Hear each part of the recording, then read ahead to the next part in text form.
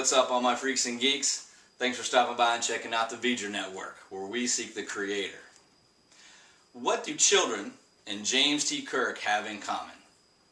The answer is questions. If you spend any quality time with kids or have kids of your own, you probably feel like that's all you do is answer their questions. From why is the sky blue to why do I have to eat my vegetables?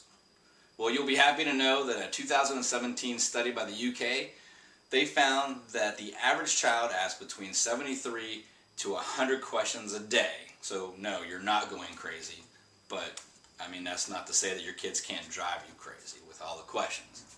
The thing is, that's how they learn. That's how they find out information. And that's how, as adults, we should also find out information. Now, what does it have to do with James T. Kirk? I'm glad you asked. Say what you will about The Final Frontier, the fifth installment of the original series of movies, where we find the ships of the Enterprise, along with a myriad of different crew from different species, including the Klingons and the Romulans, down on this planet that's inhabited by an entity that they all believe to be God.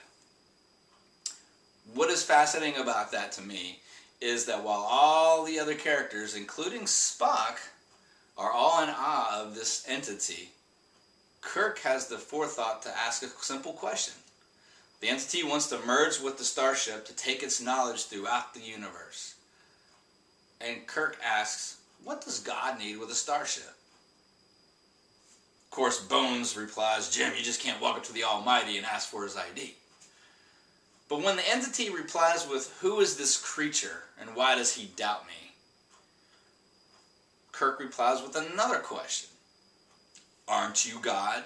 Don't you know who I am? See, by asking these simple questions, these childish questions, he gets to the truth that this is not God.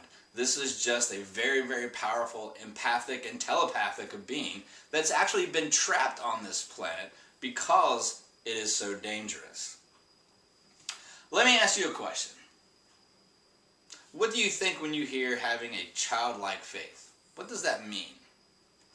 I know to some people it means that as Christians, when we say that we have a childlike faith or we're supposed to have a childlike faith, you automatically go to a place that says we're gullible or we take things for granted or just at face value. Well, I'd like to challenge you to think of it a different way. Think of it like these children we have today that ask 73 to 100 questions every single day. Because Jesus said to have a childlike faith. But he also encouraged his disciples to ask questions, to find out what the truth was. And later on in the New Testament, the writers Paul and one of the disciples John also challenge us to seek out the truth. Don't just take things at face value if somebody tells you it. Compare it to what is already known. It also warns us against false teachers that come along and say things to tickle the ears, they say, that just give us what we want to hear, so that make us happy, but don't actually have anything to do with the established truth. So the next time that you have a question, don't hesitate to ask it. Ask 73 to 100 questions a day if you have to, but keep asking questions. Thanks for checking us out today. Be sure to subscribe to the channel, like us right here. If you have questions, submit them below where you've seen this shared or right here on YouTube. Have a great day.